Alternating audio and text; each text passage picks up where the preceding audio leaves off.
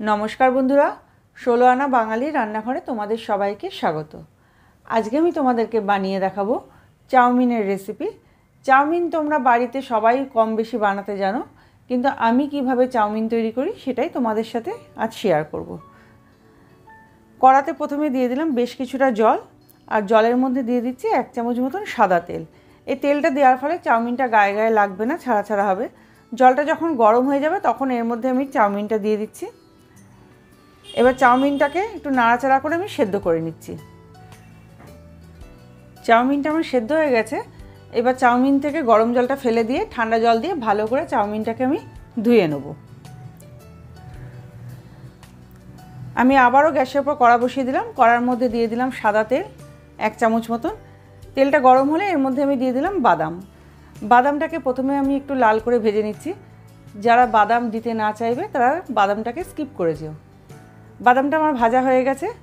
এবার ওই তেলের মধ্যে আমি ভেজে নিচ্ছি ডিমটাকে। আমি এখানে 2টো ডিম দিলাম। ডিমটাকে একটু নাড়াচাড়া করে ডিমের ঝুড়া করে ডিমটাকে ভেজে তুলে নেব। ডিমটা আমার ভাজা হয়ে গেছে। ডিমটাকেও আমি তুলে নিলাম। ডিমটা তুলে নেওয়ার পর কড়ার মধ্যে আবারও দিয়ে দিলাম 2 টেবিল চামচ সাদা তেল।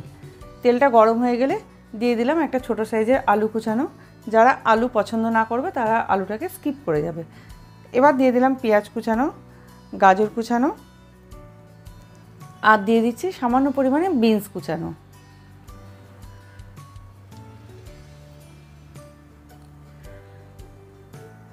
এবার এর মধ্যে আমি দিয়ে দিলাম সামান্য পরিমাণে লবণ। লবণটা দেওয়ার পর ভালোভাবে নাড়াচাড়া করে সব কিছু মিশিয়ে নিচ্ছি।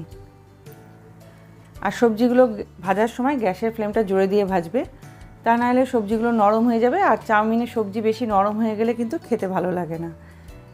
এবার দিয়ে দিলাম সামান্য পরিমাণে হলুদ। এর ফলে কালারটা খুব ভালো হয়। তোমরা যদি না দিতে চাও তাহলে দিও না।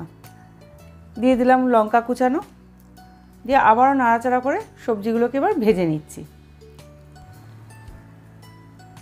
সমস্ত সবজিগুলো আমার ভাজা হয়ে গেছে আর আলুটাও নরম হয়ে গেছে। এখন এর মধ্যে আমি দিয়ে দিচ্ছি ক্যাপসিকাম কুচানো। আর ক্যাপসিকামটা দিয়ে কিন্তু বেশিক্ষণ ভাজবে না, তাহলে কিন্তু ক্যাপসিকামটা নরম হয়ে যাবে, তখন ভালো লাগবে না।